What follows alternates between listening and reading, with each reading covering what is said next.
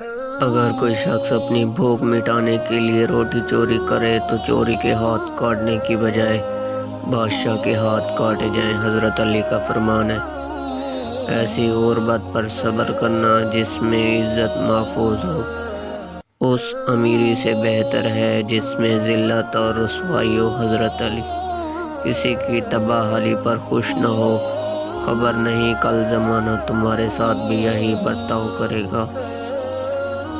ادب حاصل کرنا سونا جمع کرنے سے بہتر ہے۔